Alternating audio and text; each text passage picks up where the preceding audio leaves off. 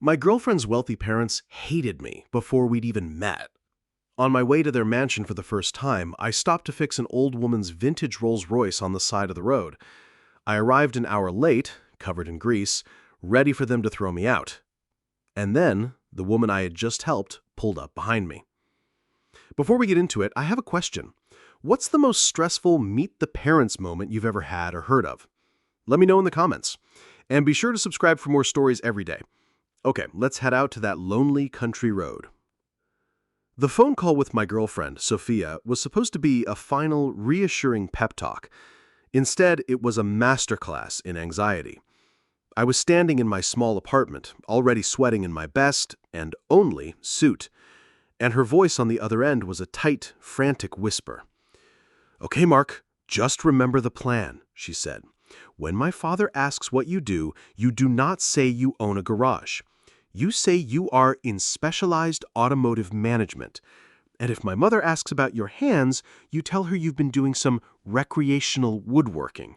Whatever you do not mention the words engine oil or transmission fluid." "Sophia, honey," I said, trying to make a joke of it, "I am a mechanic. It's what I do. It's who I am. I built my business from the ground up. I'm proud of it." "I know you are," she whispered, and I could hear the genuine pain in her voice. "And I'm proud of you. But they're different. They come from a different world. They won't understand. Just for me, Mark, just for tonight, can you please just play the part?" I sighed. I would do anything for Sophia. And that included pretending to be a man I was not for a few hours to impress her insufferably snobby parents, Richard and Eleanor Prescott. I had never met them, but I had heard the stories. Stories of their country club memberships, their charity galas, their quiet but absolute judgment of anyone who didn't fit into their narrow, old-money world. And I, a blue-collar guy who had grease under his fingernails that no amount of scrubbing could ever fully remove, was the walking embodiment of everything they disdained.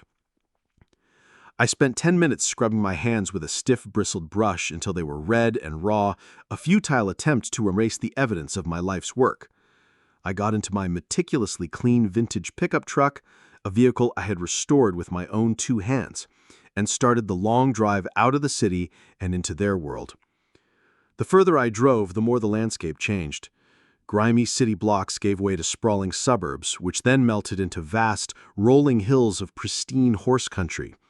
The road narrowed, and soon I was driving past massive gated estates, each one a fortress of wealth and privilege. I checked my watch. I was actually going to be a few minutes early. A small, manageable victory. And then, as I rounded a long, sweeping curve, I saw it. It was a car. But it wasn't just a car. It was a work of art. A magnificent, two-toned 1960s Rolls-Royce Silver Cloud, parked awkwardly on the gravel shoulder, its great silver hood propped open. Standing beside it, looking utterly and completely helpless, was an elderly woman. She was the picture of elegance, dressed in tweed jacket and pearls, her silver hair perfectly coiffed. She was staring at the silent, smoking engine with a look of profound, aristocratic frustration. My mind immediately started racing. "Keep driving," a voice that sounded suspiciously like Sophia's whispered in my head. "You can't be late. Not today. This is not your problem." But another deeper voice, the voice of the man I actually was, took over. That was a classic, a masterpiece, and it was in trouble. And the woman looked like she was about to have a very bad day. With a groan of resignation at my own character, I slowed my truck and pulled over in front of her. I got out, leaving my suit jacket on the seat. "Trouble, ma'am?" I asked, trying to sound as non-threatening as possible. She looked at me, her eyes sharp and intelligent, taking in my suit pants and dress shirt with a hint of surprise. "It just stopped," she said, her voice a crisp, cultured tone. "Made a rather dreadful clunking sound and then a great deal of smoke. My driver was supposed to follow me, but he seems to have gotten lost." "Mind if I take a look?" I asked. "I know a thing or two about these old engines." She gave me a long, appraising look, then nodded. "Be my guest." I leaned under the massive hood, the familiar, beautiful scent of hot oil and aged metal filling my senses. To me, this was a symphony. I saw the problem in less than 30 seconds. A frayed wire on the distributor cap, a classic issue with this model. An easy fix, if you knew what you were doing. "It's just a loose connection, ma'am," I told her. "I can have it patched up and running in about 20 minutes, but—" I looked down at my clean hands and my dress shirt. "It's gonna get a little greasy." "Young man," she said, a small, wry smile on her face, "if you can make this beautiful old beast run again, I do not care if you have to cover yourself in mud to do it." And so I went to work. I pulled my small emergency toolkit from my truck. I got my hands dirty. I carefully stripped the wire, reconnected it, and wrapped it securely with electrical tape. We talked as I worked. She didn't ask what I did for a living. She asked me about the car. She was sharp, knowledgeable. She loved this vehicle, and she was genuinely impressed by my expertise. When I was finished, I wiped my greasy hands on a rag from my truck. "Okay, ma'am," I told her. "Try her now." She got in, turned the key, and the great, powerful engine purred to life, a deep, satisfying rumble. She beamed, a genuine, beautiful smile of pure joy. "Young man, you are a miracle worker," she exclaimed. "How can I possibly repay you?" "Just knowing she's running again is all the payment I need," I said, my own heart full. "You have a wonderful day, ma'am." "You as well," she said, her intelligent eyes seeming to hold mine for a long moment. Then, with a final grateful nod, she put the car in gear and drove away, a queen in her newly resurrected chariot. I watched the beautiful old car disappear down the road, a warm feeling of a job well done in my chest, a feeling that immediately turned to ice as I finally looked down at my hands, which were now streaked with black grease, and then at my watch. I was now over an hour and 5 minutes late. The sun was a fiery orange ball sinking below the rolling tree-lined hills. The dinner was supposed to have started at 6. I rehearsed my apology in my head as I drove the final 2 miles to the Prescott estate. "I am so sorry, sir. There was an elderly woman, a real emergency, a classic car." It sounded flimsy, pathetic, like the kind of cheap, unbelievable excuse a schoolboy would invent. These were not the kind of people who would appreciate the nuances of a broken-down vintage automobile. These were people, as Sophia had so carefully explained to me, who valued one thing above all else: appearances. And I, with my greasy hands, my dirt-stained suit pants, and my unforgivable tardiness, was about to make the worst first impression in human history. The entrance to the estate was marked by 2 massive stone pillars, but no gate. It was a statement of quiet, old-money confidence.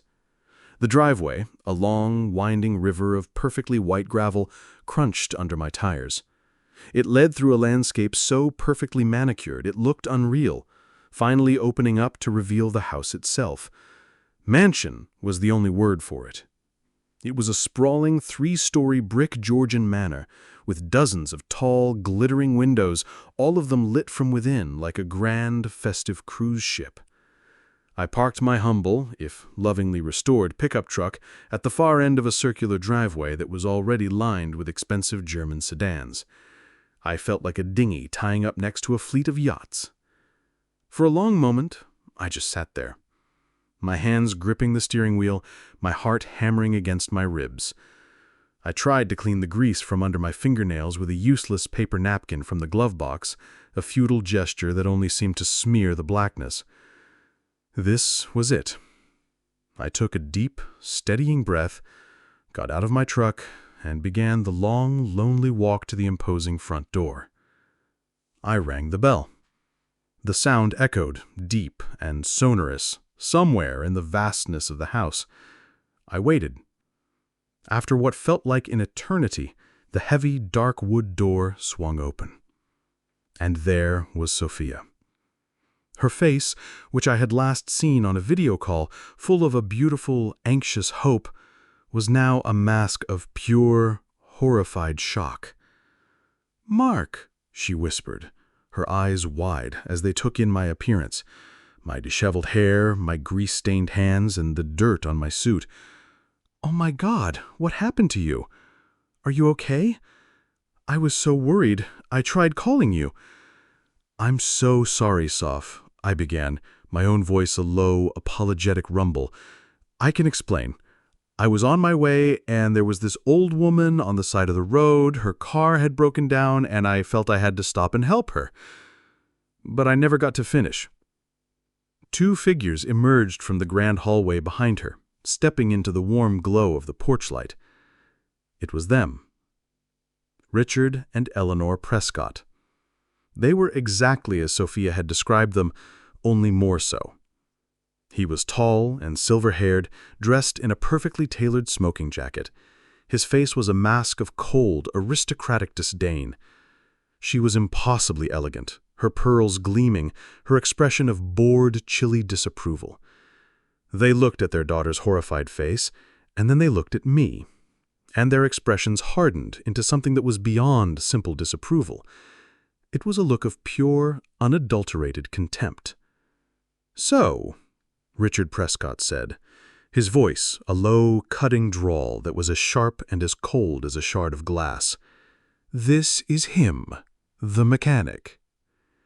"I am so incredibly sorry for my tardiness, Mr. and Mrs. Prescott," I stammered, my carefully rehearsed speech turning to ash in my mouth.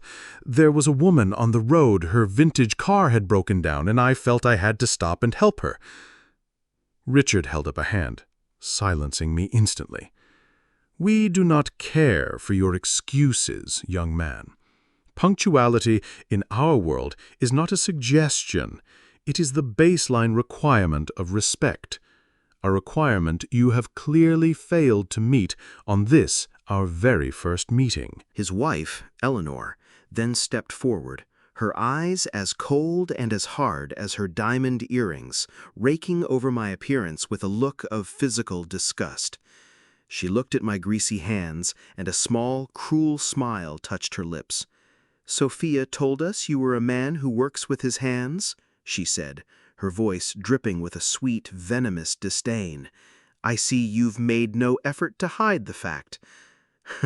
How charmingly rustic of you." I just stood there, speechless.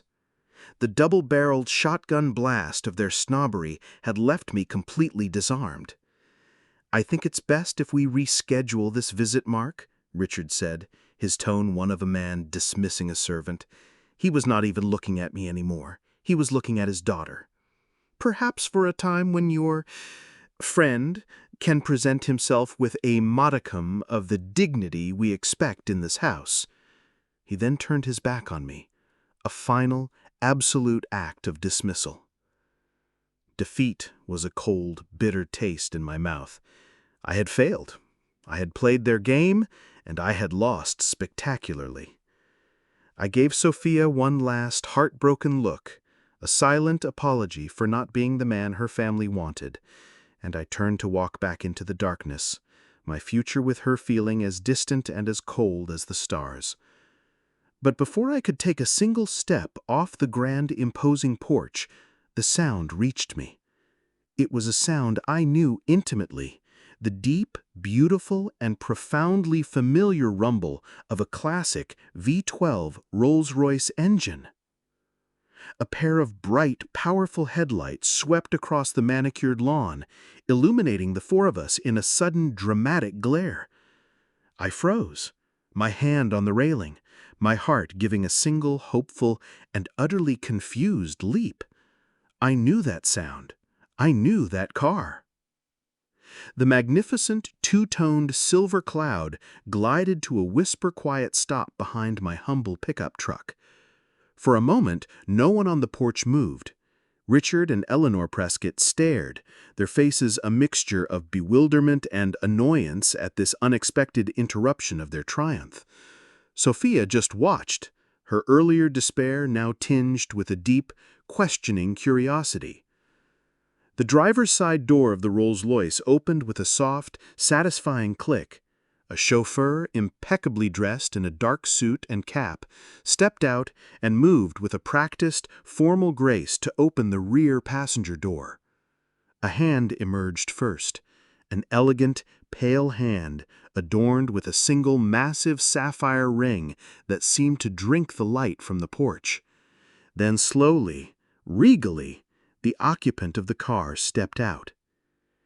It was her. It was the woman from the side of the road. My mother-in-law-to-be was the first to speak, her voice a high-pitched squeak of utter astonishment that completely shattered her cold, controlled facade. "Mother, what are you doing here? And in that old thing? I told you the driver would pick you up in the town car." The woman, Matilda Prescott, Sophia's grandmother and the undeniable, universally feared matriarch of the entire Prescott clan, completely and totally ignored her daughter. Her sharp, intelligent eyes, the same pale blue eyes that had watched me with such curiosity as I worked, scanned the scene before her. They took in the rigid, angry posture of her son-in-law, the flustered, guilty expression of her daughter, Sophia's tear-streaked confusion, and finally my own disheveled, grease-stained form. She began to walk towards the porch, her steps surprisingly brisk and full of a purpose that seemed to make the very air around her crackle. Richard and Eleanor, who just moments ago had been the imperious lords of this manor, now looked like two petulant, scolded children. Matilda Prescott stopped at the bottom of the steps, directly in front of me. Her gaze was direct, unwavering, and held a hint of something I couldn't quite decipher. She looked me up and down, her eyes lingering for a moment on my grease-stained hands, the dirt on my knee, the slightly rumpled state of my suit. A lesser man would have wilted under such intense scrutiny, but her gaze didn't feel judgmental. It felt analytical, like a master craftsman examining a piece of unfamiliar but well-made furniture. Then a slow, knowing smile spread across her face, a smile that held a universe of amusement and a great deal of something else I was just beginning to understand: respect. "Richard," she said, her voice strong and clear, cutting through the stunned silence like a well-struck bell. "Eleanor." Her tone brooked no argument. It was a quiet command. "This young man," she gestured towards me with her glittering hand, "who you seem to be in the process of throwing off your property, just spent the better part of an hour lying on the cold, damp shoulder of a country road to fix my car, after your perpetually reliable driver apparently took a wrong turn to another continent." Richard finally found his voice, though it was a strained, uncertain croak. "Mother, we didn't know. He arrived an hour late for dinner, and he's a mess." Matilda Prescott cut him off with a dismissive wave of her hand. "A mess," she said, her eyebrows arching with a dangerous, ironic amusement. "This is not a mess, Richard. This is the mark of a man who is not afraid to do real work. A man who stops to help a stranger in need, even when it makes him late for a very important meeting." She then looked directly at her daughter. "A measure of character, Eleanor, that no amount of money or status can buy, and a quality that seems to be in desperately short supply in this household lately." She then turned her back on her stunned, horrified children and gave me her full, undivided attention. Her smile was now a thing of genuine warmth. "You have my deepest gratitude, young man," she said. "You possess a rare and valuable skill, and even rarer, the kindness to use it without asking for anything in return." She then did something that I believed sealed my in-law's fate. She took my arm, her grip surprisingly strong for her age, a clear, public gesture of alliance. "Come along, Mark," she said, her smile radiating a genuine delight. "It seems I have arrived just in time to save you from what I am sure was about to be a dreadfully boring and judgmental evening. You will join me for dinner." I walked, stunned and in a daze, up the steps of that grand mansion, not as a disgraced mechanic, but on the arm of the one woman who could make kings and CEOs tremble. The interrogation I had been dreading was over before it had even begun. But as I glanced back at the pale, horrified faces of Richard and Eleanor, I realized that a new, far more interesting, and for them, far more terrifying trial was just about to begin, and my angry in-laws were now the ones in the dock. I walked through the grand, imposing doorway of the Prescott mansion, not as a supplicant, not as a disgraced and tardy guest, but on the arm of the one woman whose authority in this house was absolute. The air inside was cool and smelled of beeswax, old money, and the faint, delicious aroma of a roasting duck. A tall, impossibly thin butler, who I later learned was named Henderson, stood in the vast marble foyer. He looked at my grease-stained hands and dirty suit with a flicker of professional horror, but his expression immediately smoothed into a mask of perfect neutrality when he saw my escort. "Matilda, you've returned," he said, his voice a low, respectful murmur. "Yes, Henderson," my new protector Matilda replied, her voice brisk and cheerful. "This is Mr. Mark O'Connell. Please set another place at the table, at my right hand." The butler's eyes widened almost imperceptibly at the command. The seat to the right of the matriarch. It was the seat of honor, a place, I would later learn, that my own father-in-law-to-be, Richard, had coveted for years.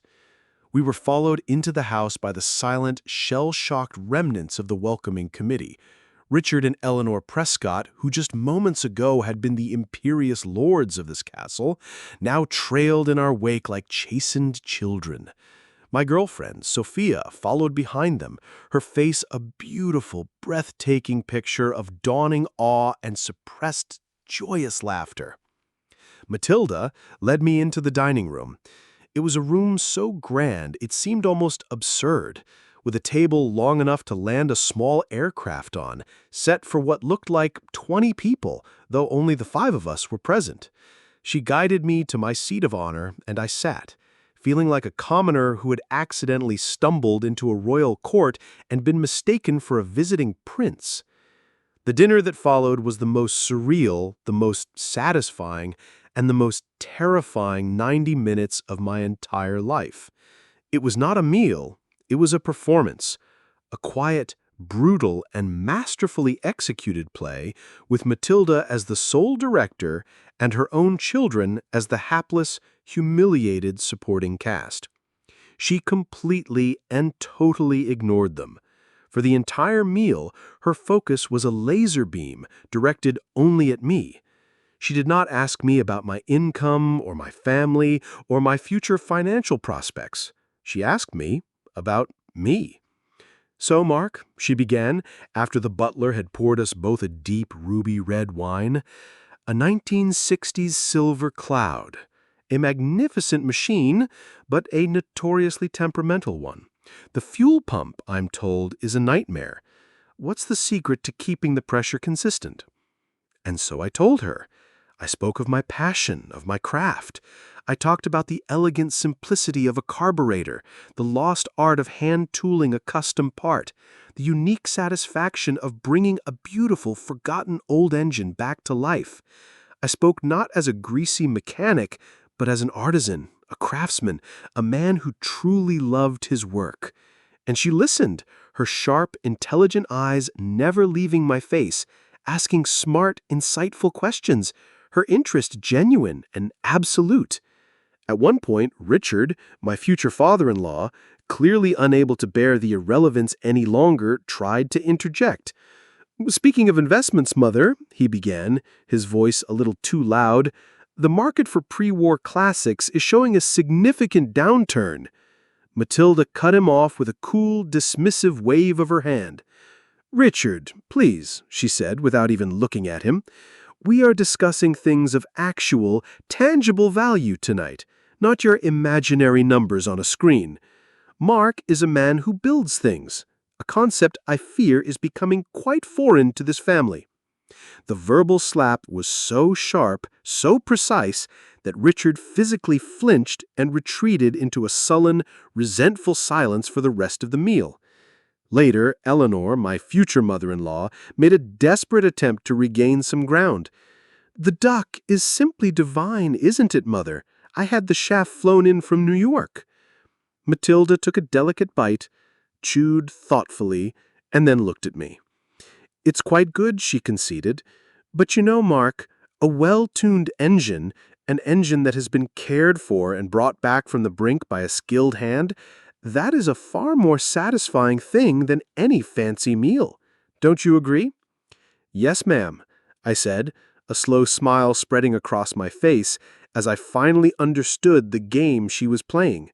"I most certainly do." And so it went. For the entire dinner, I was the celebrated guest, the valued expert, and they, in their own magnificent home, were the audience, forced to sit in silence and watch as the matriarch of their family celebrated the very man they had tried so cruelly to reject. Sophia, across the table, just watched me, her face full of a love and a pride so profound it made my own heart ache with a happy, brilliant light. She was seeing the man she fell in love with, not just accepted, but championed. As the evening finally came to a close and the butler served coffee, Matilda made her final, decisive move. She looked down the long table at her silent, humiliated children, and then at Sophia and me. "It has been a very long time," she said, her voice quiet but carrying an immense weight, "since I have had a conversation of such substance and integrity at this table. It gives an old woman hope for the future of this family." She then turned to me, a new, sharp, businesslike glint in her eyes. "Mark," she said, "my late husband, Sophia's grandfather, was a passionate collector of classic automobiles. His collection, which includes several priceless, one-of-a-kind vehicles, has been sitting in a climate-controlled garage on this property, untouched and slowly decaying for nearly 20 years. No one in this family has the skill or the interest to care for them." She leaned forward, her expression now one of a CEO making a formal offer. "I believe," she said, a triumphant smile on her face, "that I have just found a new project for you. We will discuss the generous terms of your new role as the official curator of the Prescott Automobile Collection tomorrow morning." My own jaw, I am not ashamed to say, dropped. Richard and Eleanor just stared, their faces a pale, horrified canvas of disbelief. She hadn't just approved of me. She hadn't just welcomed me into the family. She had just given me a job, a purpose within their own world, and the keys to a priceless piece of their history. The greasy mechanic they had tried to throw out of their house had just been put in charge of the family jewels. The silence in the grand dining room following Matilda Prescott's announcement was a thing of beauty. It was a silence filled not with tension, but with the deafening sound of my in-laws' world being turned completely and irrevocably upside down. I looked across the table at my girlfriend, Sophia. The look of pure, radiant, and triumphant love on her face was a sight I would cherish for the rest of my life. She wasn't just happy for me, she was vindicated.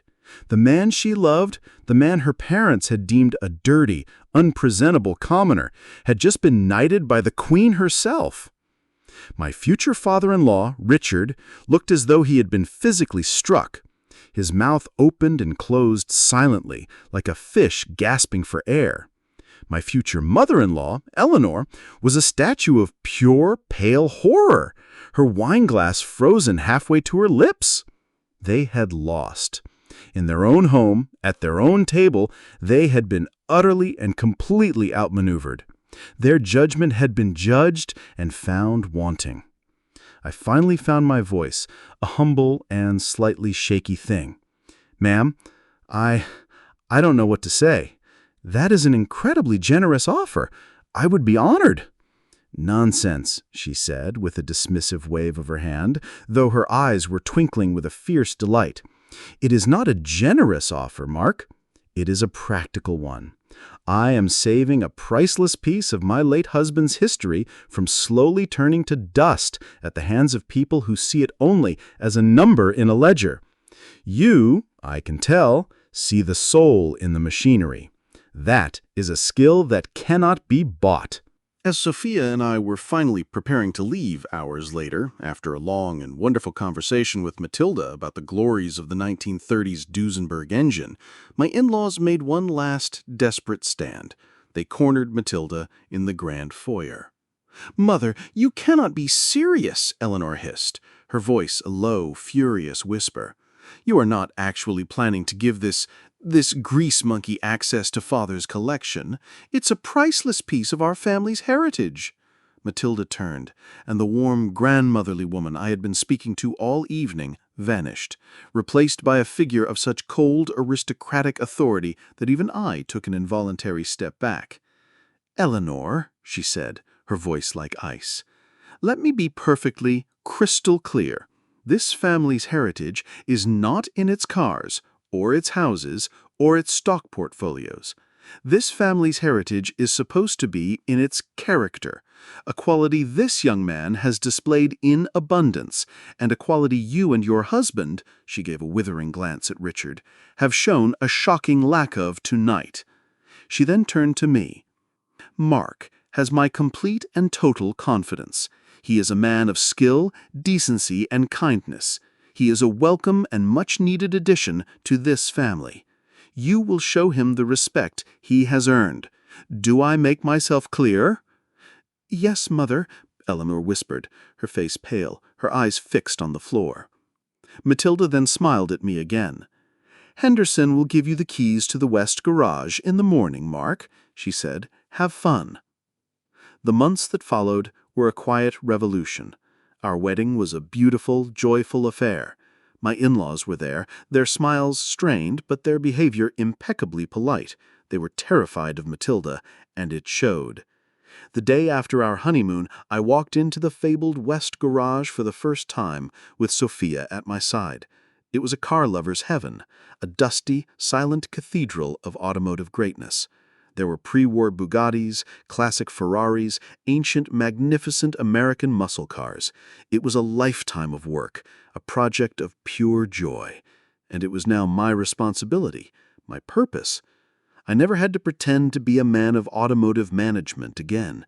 In fact, Matilda insisted that I invite the in-laws to the garage, to walk them through my restoration work, to explain the intricate mechanics of a carburetor, to let them see me in my element, my hands covered in the honest, noble grease of my trade. It was her own quiet, sustained, and brilliant form of revenge on my behalf. One evening, months later, Sophia and I took one of the restored cars, a beautiful 1965 Jaguar E-Type, for a drive through the countryside. The sun was setting, the air was cool, and my beautiful wife was sitting beside me, a look of pure, happy contentment on her face. I thought back to that first terrible night, to the dread and the fear I had felt on my way to meet her parents. I had been so ready to hide who I was, to pretend to be someone more respectable to win their approval. And yet it was the one simple, authentic act of kindness, the act of a mechanic stopping to help a stranger with her car, that had won me everything. My vindication was not in their humiliation, but in the profound, beautiful truth of that moment. I had not been accepted in spite of who I was. I had been welcomed, celebrated, and ultimately triumphant because of it. I had been true to myself, and in doing so, had found a new and far better family, grease stains and all. An absolutely perfect story about how true character is always more valuable than superficial status. What do you think of the way the matriarch, Matilda, put her own family in their place? Let us know your thoughts in the comments below. If you loved this amazing story of a test of character, please show your support by hitting that like button, and be sure to subscribe for more heartwarming stories of justice. Don't forget to click the notification bell so you never miss an upload. Thanks for watching, and we'll see you in the next one.